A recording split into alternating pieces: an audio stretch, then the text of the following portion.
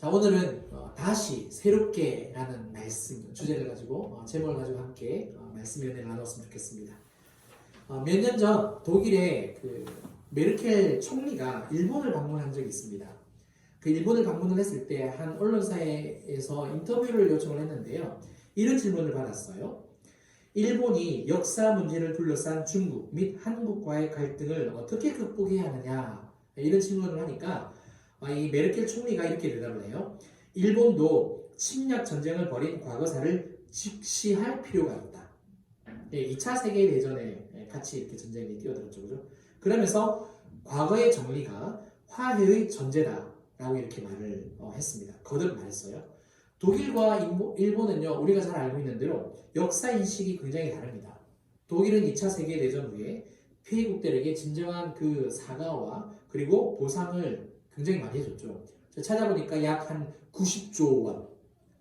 어마어마한 금액이죠. 그죠?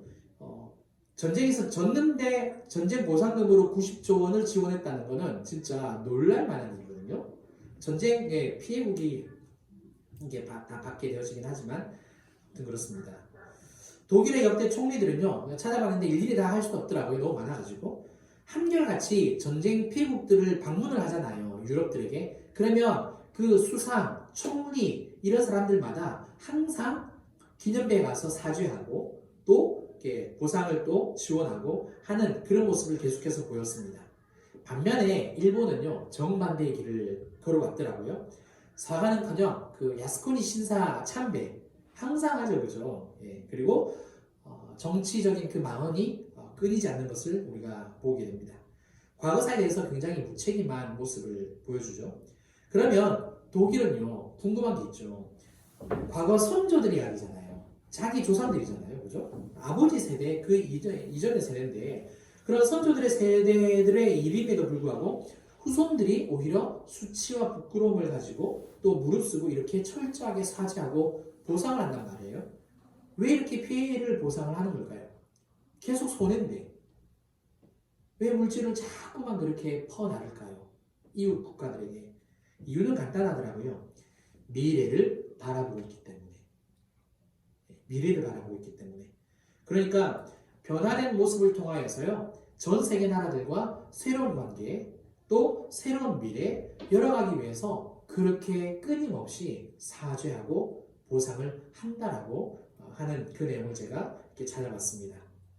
이스라엘은요, 이제 가나안 족속들과 전쟁을 앞두고 있습니다. 독특한 것은 1절에서 보듯이 상대방 진영은 전의를 이미 상실한 상태예요. 곧바로 진격을 하기만 하면 되는 겁니다. 돌격 앞으로 하면 되는 거예요. 그러나 이 전쟁은 어떤 전쟁이냐? 단순히 영토만을 정복하는, 획득하는 전쟁이 아닙니다. 하나님의 자녀로서 가나안 땅을 비롯한 모든 땅, 모든 나라를 다스리는 그 하나님이 누구신지를 보여주는 전쟁이고요. 또 하나님의 자녀, 그를 따르는 백성들이 누구냐를 보여주는 전쟁이 바로 오늘 여호수아에 등장하는 전쟁입니다. 따라서 오늘 우리는 과거사에 대해서 제가 한번 이렇게 서론으로 꺼냈는데, 이스라엘이 이제 과거사를 정리하고 새롭게 시작하는 그 모습을 보여주거든요. 그래서 그런 말씀들을 통하여서 하나님이 어떤 분이신지, 또 이스라엘 백성들에게 어떤 일을 행하셨는지, 그러면 우리에게는 어떤 일을 또 행하실지 이에 대해서 함께 살펴보도록 하겠습니다. 하나님은 여호수아에게 이런 명령을 내리십니다. 2절 말씀 한번 볼까요? 그때의 여호와께서 여호수아에게 이르시되 너는 부싯돌로 칼을 만들어 이스라엘 자손들에게 다시 할례를 행하라 하시매. 하나님은 다시 할례를 행하라 라고 말씀을 하십니다. 이상하지 않습니까? 잘못 말씀하신 건 아닐까요? 공격하라 이거 아니에요? 돌격하라. 저 같으면 지금 뛰어가야 될 것 같은데, 오히려 하나님은 다시 할례를 행하라 라고 말씀하세요. 상식적으로 볼 때에 도저히 이해가 되지 않습니다. 그런데 참 놀라운 것은 여호수아가 순종한다는 거예요. 하나님의 말씀에 토를 달잖아요. 이스라엘 백성들에게 가서 남자들만 다 데리고 그 산에 올라가서 할례를 하죠. 그래서 그 산의 이름을 할례산이라고 이렇게 이야기를 하고 있습니다. 사람들은 종종 이런 말을 해요. 기회가 왔을 때 뭐라고요? 잡아라. 기회가 왔을 때 잡아라 이야기를 하잖아요. 성경에도 똑같이 언급한다는 거 아십니까? 에베소서 5장 15절 16절입니다. 한번 같이 읽어볼까요? 시작. 그런즉 너희가 어떻게 행할지를 자세히 주의하여 지혜 없는 자 같이 하지 말고 오직 지혜 있는 자 같이 하여 세월을 아끼라 때가 악하니라. 여기서 세월을 아끼라라는 말 나오죠. 예, 이 말이요 기회를 사라라는 뜻입니다. 기회를 사라. 즉 사도 바울은 일을 할 때 어떻게 행할지를 자세히 주의하면서 보래요. 살펴보고 관찰해보고 다 계산을 해보랍니다. 그래가지고 지혜 없는 자 같이 하지 말고 지혜 있는 자 같이 미리미리 다 준비를 하라는 거죠. 그리고 기회가 딱 오면 어떡하라고요? 확 낚아채라고. 그러니까 기회가 왔을 때 잡아채는 사람이 잡는 사람이 지혜 있는 사람이라는 거예요. 성경도 똑같이 얘기하는 겁니다. 이스라엘은 지금 여리고 앞에서 이제 쳐들어가야 하는 것 이게 기회 아닙니까? 전의를 상실했으면 지금 들어가야죠. 사람은 시간이 지나갈수록 이제 그게 회복이 되잖아요. 그런데 하나님은 공격 명령이 아니라 할례 명령을 내리고 있습니다. 그 이유는 뭐냐? 좀 중간에 나와요. 그래서 나중에 설명을 드리고요. 그러면 좀 다른 부분을 한번 살펴볼게요. 문득 이런 생각이 들 수 있습니다. 지금까지는 하나님이 없으면 안 되는 분이었는데 그러면 공격하라라는 그 명령을 안 내리신다면 하나님은 더 이상 필요 없는 분이 아닐까?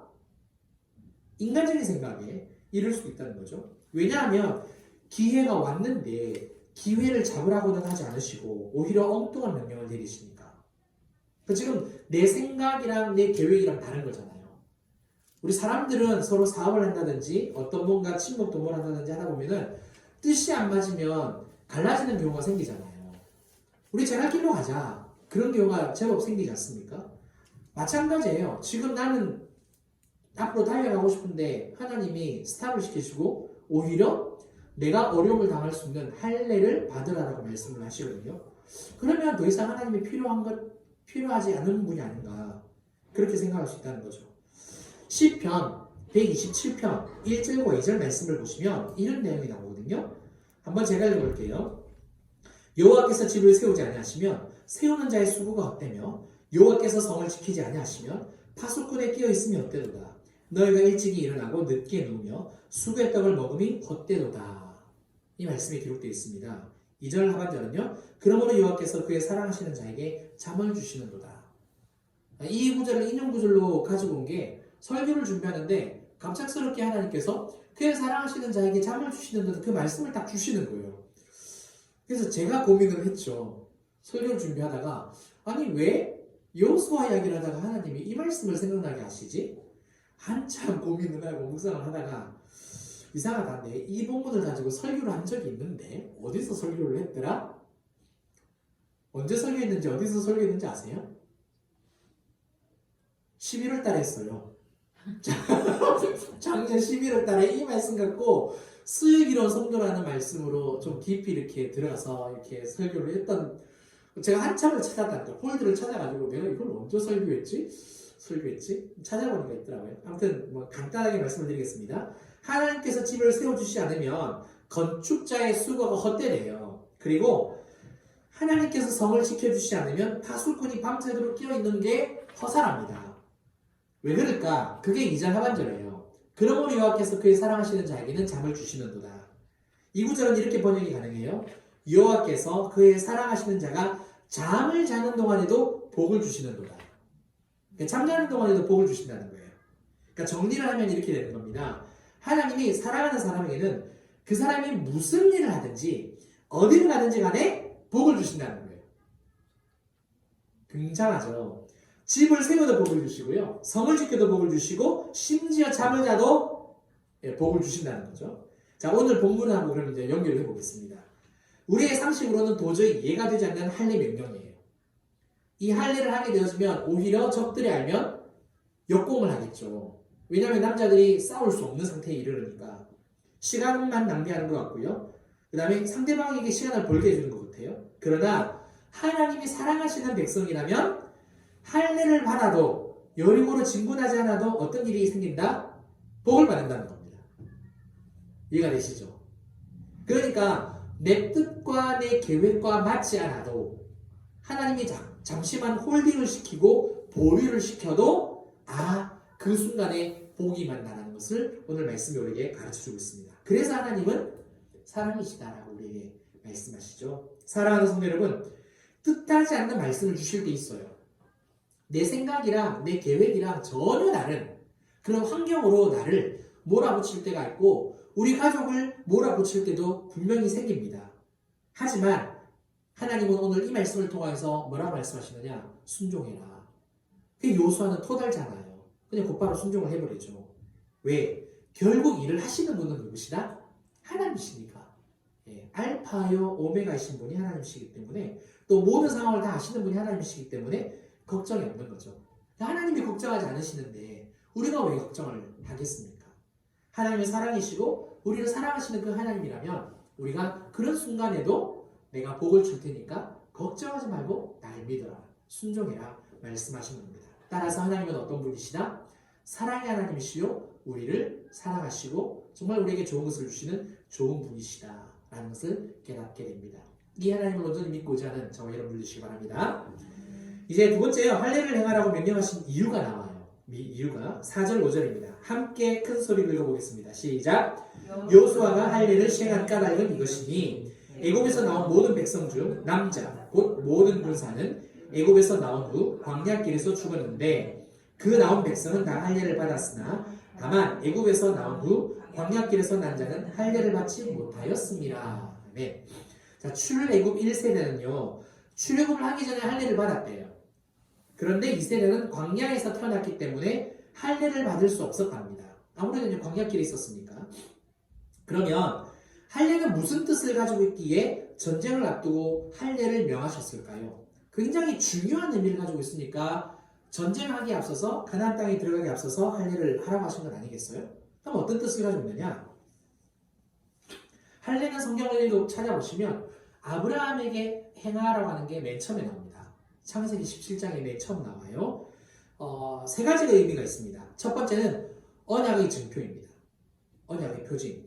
즉 아브라함을 여러 민족의 아버지가 되게 하고요. 또 너를 통하여서 굉장히 많은 후손들이 번성할 것이다 라는 이 약속의 표징으로서 네가 할례를 받아야 된다. 그 이야기예요. 그러니까 하나님은 말씀으로 약속을 하시고 아브라함은 이제 그게 이루어질 거잖아요. 이루어지는데 자기가 약속할 게 없으니까 자기 사야를 베는 거예요. 이해가 되시죠? 두 번째, 아브라함과 그의 후손들의 하나님이 되시겠다는 약속입니다. 그러니까 할례가 세 가지 의미가 있어요. 중요합니다. 아브라함과 그의 후손들의 하나님이 되시겠다. 이 말을 뒤집으면 어떤 뜻이 됩니까? 내가 하나님의 자녀가 된다는 거죠. 하나님이 나의 하나님이 된다는 겁니다. 이게 두 번째 약속이에요. 세 번째로는요. 가나안 땅을 주어서 영원한 기업으로 주시겠다. 그러니까 가나안 땅을 영원히 너의 기업되게 하겠다라는 약속을 주세요. 그래서 아까도 말씀드렸듯이 하나님께서 이 세 가지를 내가 네 후손들에게도 내가 지킬 때니까 너를 비롯하여서 너의 후손들은 전부 다 할례를 해라 라고 말씀하신 거죠. 이게 나중에 이제 신약 시대에서 안타까운 것은 특별히 바울 시대에 안타까운 것은 뭡니까? 할례는 행하는데 안 믿는 거죠. 그렇죠? 주객이 전도된 거죠. 그죠? 아브라함은 이미 그 창세기 15장에서 하나님을 믿습니다. 하나님을 믿어서 하나님이 그것을 의로 여기시고요. 그리고 17장에서 할례를 명하세요. 그러니까 믿음이 먼저고 그 다음에 할례가 따라오는 거거든요. 네, 이스라엘 사람들이 그걸 뒤바꿔버리죠. 하나님은 할례의 세 가지 의미를 전제로 출애굽 2세대에게 이제 할례를 시행하는 의미를 이제 말씀을 하세요. 할례의 의미는 방금 살펴봤고요. 그러면 왜 이스라엘 백성들에게 즉 2세대에게 할례를 해야 되느냐? 9절 나와요. 9절. 여호와께서 여호수아에게 이르시되 내가 오늘 애굽의 수치를 너에게서 떠나가게 하였다 하셨으므로 그곳 이름을 오늘까지 길갈이라 하느니라. 하나님의 백성으로서 할례를 받지 않은 것을 두고 애굽의 수치라고 얘기를 해요. 그러니까 이스라엘은 원래 어떤 민족이었습니까? 아브라함 이후로 아브라함과 이삭과 야곱 이후로 애굽의 노예였습니다. 400년이라는 시간 동안 애굽의 노예였죠. 자유가 없었어요.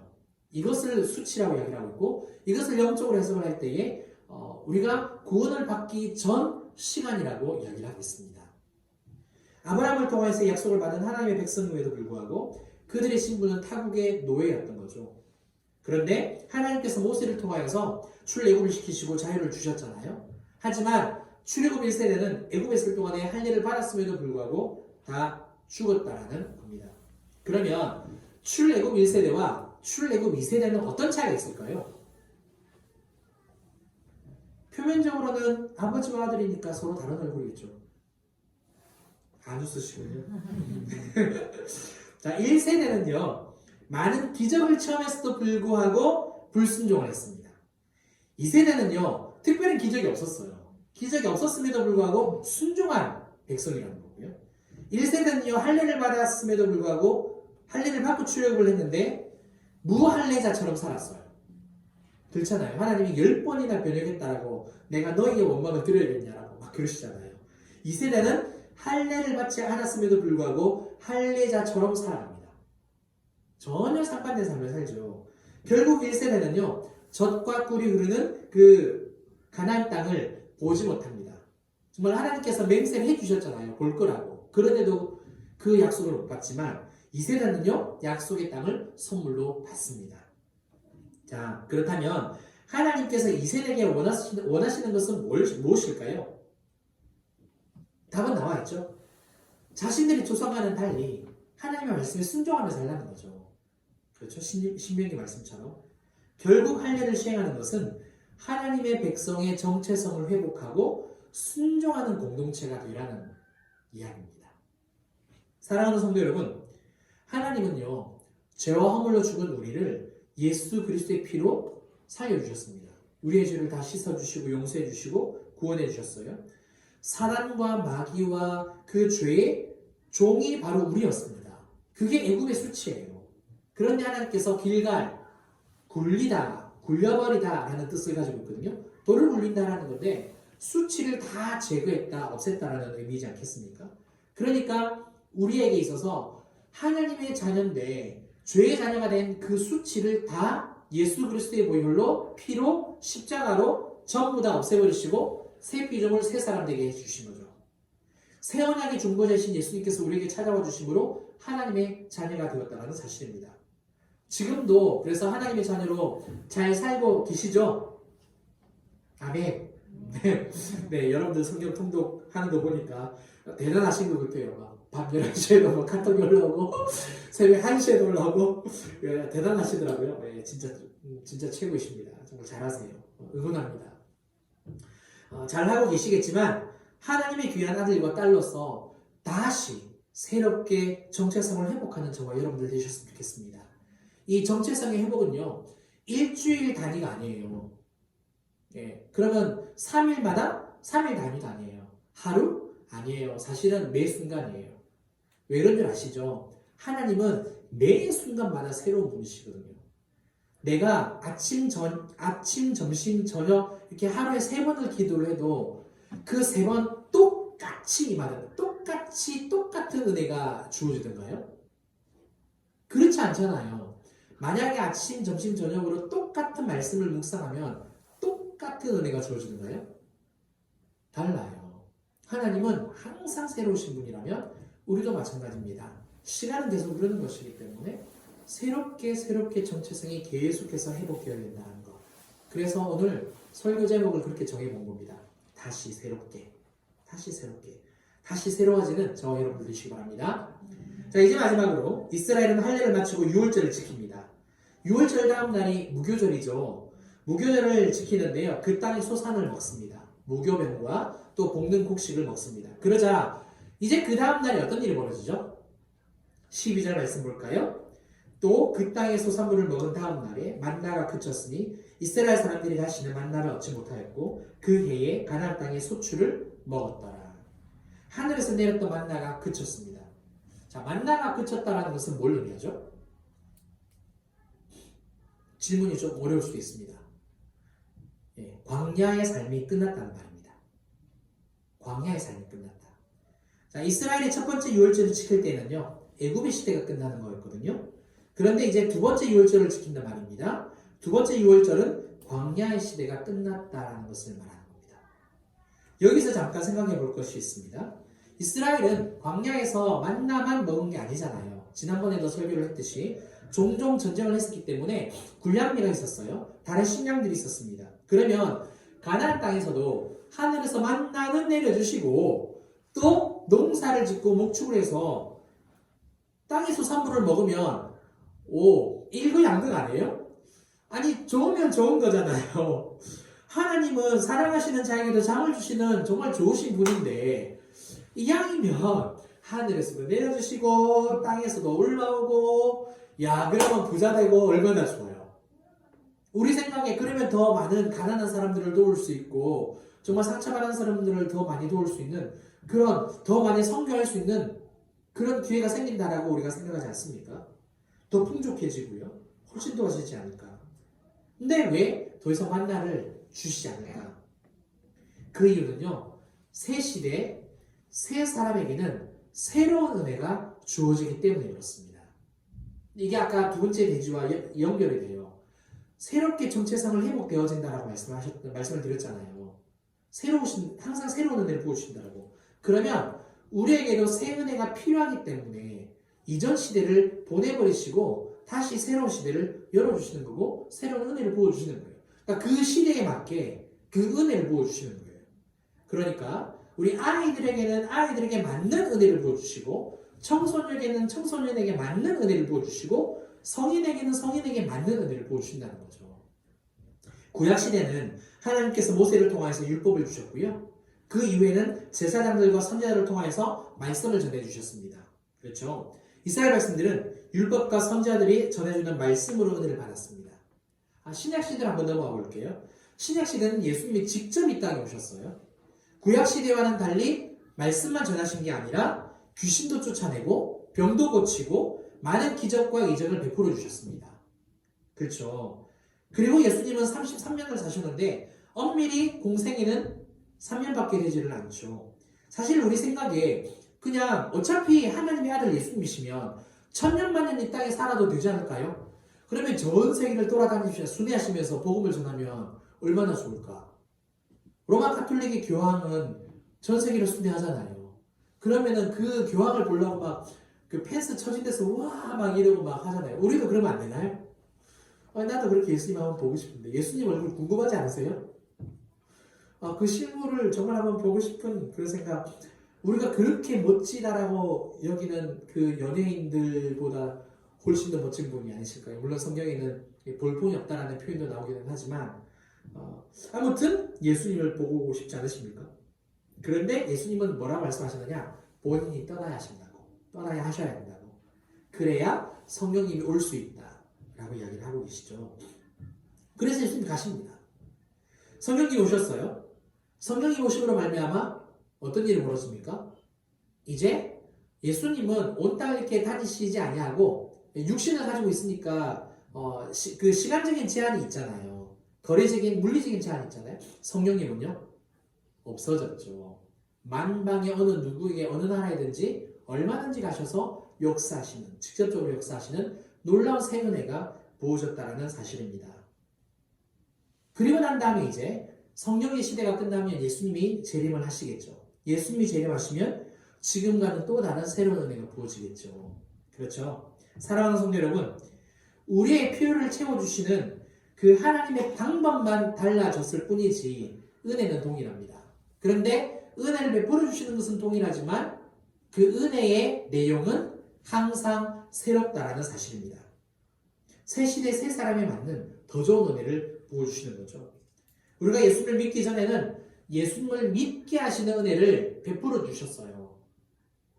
그렇죠? 그리고 예수님을 믿고 난 다음에는 이제 하나님의 자녀로서 하나님의 백성으로서 살아가야 하는 필요한 은혜를 부어주시는 거죠. 영적인 무기를 전신갑주를 예수 보혈의 능력을 부어주시는 것 아니겠습니까? 저와 여러분들에게 베푸실 그 새로운 은혜는 사실 죄송하지만 제가 알 길은 없어요. 여러분들에게 어떤 은혜를 부어주실지 저에게는 또 어떤 은혜를 부어주실지 사실 저는 잘 모릅니다. 다만 제가 확실하게 아는 것은 계속해서 부어주실 거라는 거. 상황에 따라서 삶에 따라서 계속해서 부어주신다는 거.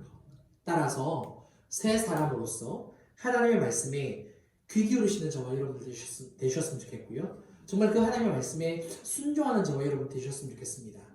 우리가 자꾸만 하나님을 거역하고 죄를 지으면 자꾸만 뒤로 돌아가면 회개해야 되는 그 은혜를 부어주시고요. 그러나 전진하는 삶을 살아가면 오히려 더 하나님과의 그 관계가 더 깊어지는 은혜를 부어주시겠죠. 경험해보지 못한 그 새로운 은혜를 부어주실 겁니다. 따라서 나를 하나님께서 그렇게 사랑하시고 또 새 은혜를 부어주시기 위해서 나를 계속해서 새로운 길로 인도하시는구나. 이것을 꼭 깨닫는 저와 여러분들. 그래서 2013년도 사실 구정이 2월달에 있잖아요. 구정에 맞는 설교인 것 같아요. 다시 새롭게. 우리가 늘 그런 이야기를 하거든요. 우리나라는 참 좋다고 신정 1월 1일을 통해서 새로워지고 구정을 통해서 음력을 통해서 또 한 번 마음을 가다듬는 시간을 가진다라고 이야기를 하고 있는데 올해는 1월달에 구정을 지냈는데 이 설교를 통해서 그런 마음을 한 번 더 가졌으면 좋겠고 정말 다시 새롭게 시작하는 저와 여러분들 되시기를 주님의 이름으로 축원합니다. 함께 이 시간 우리 찬양하고요. 또 말씀을 가지고 기도하는 시간 가졌으면 좋겠습니다. 주의 인자하신 그 사랑이 우리 찬양 드리도록 하겠습니다.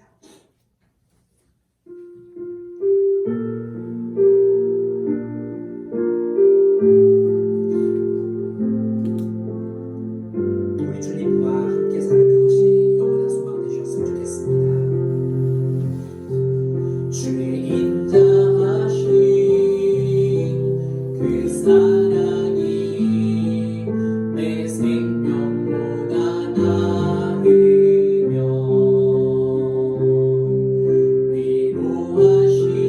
위로하시는 주 손길은 내 눈물보다 귀하다.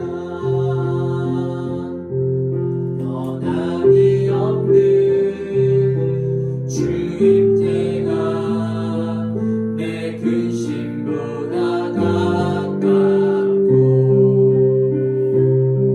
주님을 이신 그 보혈은 내 상처보다 진하다. 결국 내 주님과 함께 사는 것 나의 영원한 소원. 주의 아름다운 안에 사는 것 나의 영원한 기쁨. 결국 내 주님과 함께 사는 것 나의 영원한 소원. 주의 아름다운 안에 사는 것 나의 영원한 기쁨. 이 시간 함께 기도하는 시간 되었으면 좋겠습니다. 제가 오늘 말씀을 잠깐 정리를 하고 기도할게요. 하나님은 우리 어두웠던 과거의 역사를 끊어주시고요. 새로운 관계를 정립해 주셨습니다.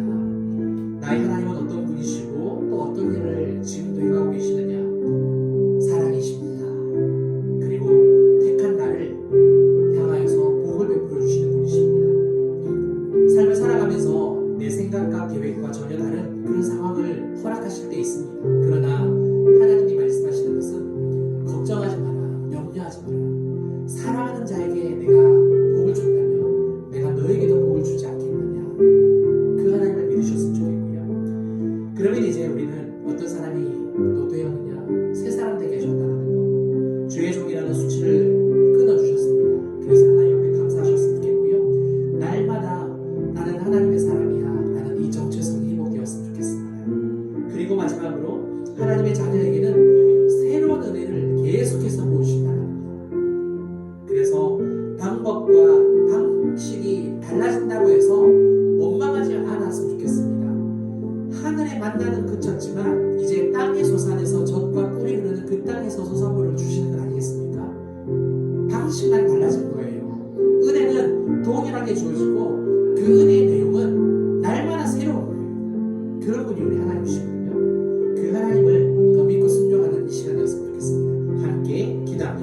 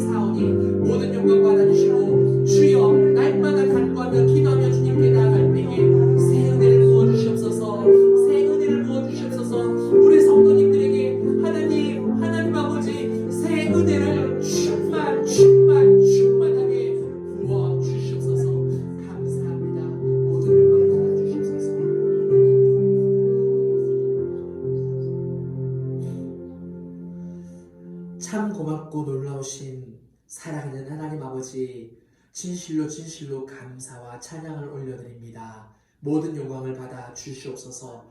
오늘 하나님의 말씀 받고 하나님 또 심령이 새로워짐으로 하나님 앞에 간구하였습니다. 살아계신 하나님, 사랑하는 자에게도 하나님, 사랑하는 자가 잠을 자는 동안에도 복을 주시는 참 좋으신 분, 살아계신 분이 하나님이라는 것을 다시 한 번 더 깨닫습니다. 어디에서 무엇을 하든 때로는 내 생각과 내 계획과 내가 추구하는 방향과 달라졌다 할지라도 여전히 사랑하시고 복을 주시는 분, 그 하나님을 온전히 믿고 나아가게 하여 주셔서 그 하나님의 나를 죄의 모든 수치를 하나님 다 굴려버려 주셔서 하나님 아버지 날마다 새로운 은혜로 그 새로운 정체성의 회복으로 이끌어 주신다니 감사합니다. 원망하지 않게 하시고 의심하지 않게 하여 주시고 믿고 확신하는 가운데 하나님만 바라보고 의지하는 우리 모든 진주빛 교회 성도님들 될 수 있도록 역사하여 주시고 또 유튜브를 통해서 설교 듣는 우리 모든 성도님들 가운데도 아버지 이 새 은혜를 다시 새롭게 충만하게 부어 주시옵소서.